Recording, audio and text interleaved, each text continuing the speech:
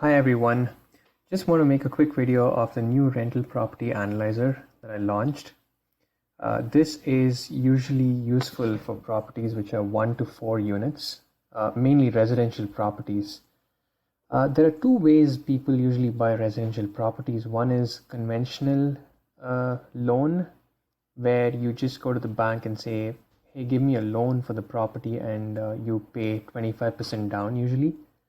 The second way is what is called the BRRRR methodology, which I'll go into a little later. But here, you usually pay all cash, rehab the property, then rent it out, get a refinance loan, and pull out your cash. That is called the BRRRR methodology. This property analyzer does support both modes, as you'll see in the next slide. So the first tab in this Excel sheet is called the dashboard, which is really where you would want to make any changes at all. Any changes that you need to make will be denoted by this dark blue cell with a white font. So it pops up and shows you that right away. So these small groups where you see purchase information, purchase loan details, these are the sections where you want to make relevant changes. So for instance, if you have to change something about monthly operating expenses, you would change in any of these cells. So we have a few of these groups of cells which are under one category. So let's take a look at what these cells look like. One is of course the purchase price. The second is the purchase type, where you would either go for a conventional loan or you would go for the BRRRR method that I described. When you say conventional loan, you usually have an LTV or loan to value ratio of 75%, loan term is 30 years, and interest rate is 4%. Suppose you want to do a BRRRR methodology, what happens? Automatically this disappears, and now the calculator knows that it has to do a refinance, and it asks you questions like, how long will you take before you can refinance? Usually it's about 6 months, but you also have options of 9 and 12. Again, the other metrics are pretty much the same. In the BRRRR methodology, you also have something called rehab costs, which usually you get an estimate from a contractor. And also you would need to know the timeline for this renovation. Here it gives you options of 3, 6, 9, and 12 months. Usually within 12 months is what we aim to do. It's usually 3 months before you can rent it out. Commission and loan costs, this can be gotten from the lender quote and also the agent who's helping you if there's a buyer's commission. Usually there isn't, but I just gave a provision here. The other thing that you will need to change here is called the after repair value. Sometimes you get properties at a discount. For instance, this example here rather, the purchase price is $115. It's a conventional loan, no rehab costs, and time for rehab, it doesn't take this into account because it's a conventional loan, but let's leave it at 3. It doesn't really change anything. Commission and loan costs are $3,000. So your all-in costs are $118, but your after repair value or the market price is $120,000. So you're getting $2,000 discount.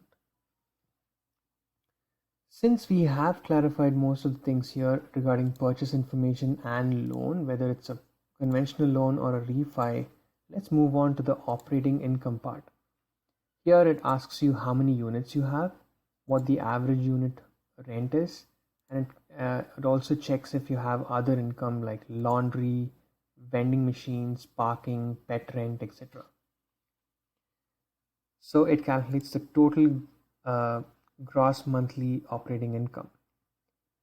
Now coming to monthly operating expenses, you have different expenses like property management fees, vacancy, repairs and maintenance, taxes, etc, etc, etc. I won't go into details, but if you hover on any of these comments that I made here in red, you can see some more notes to give you some information as to how you can come up with these.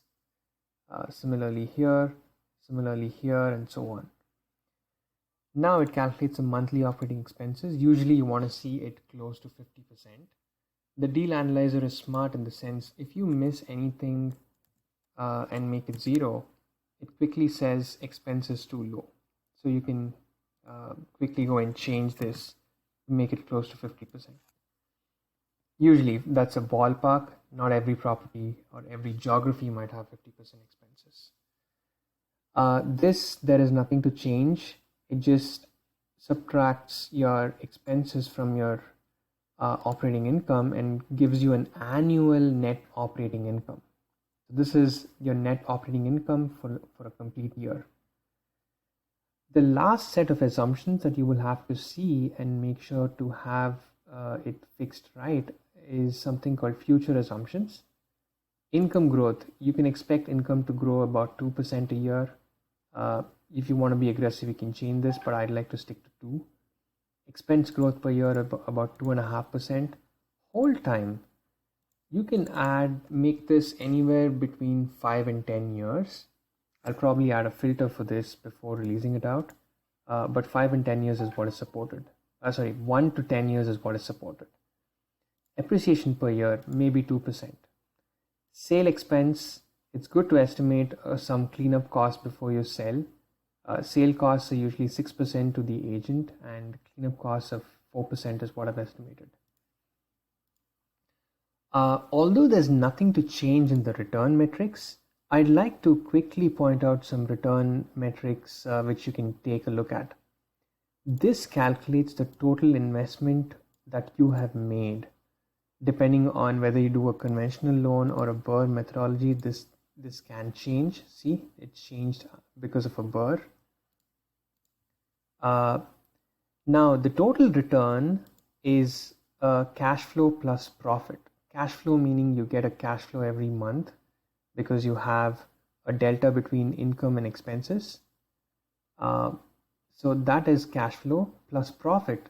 Appreciation at the end of say 5 years is profit.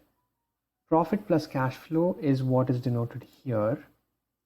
Annual return on investment. Every year, how much you're expecting to make. That is denoted by this cell.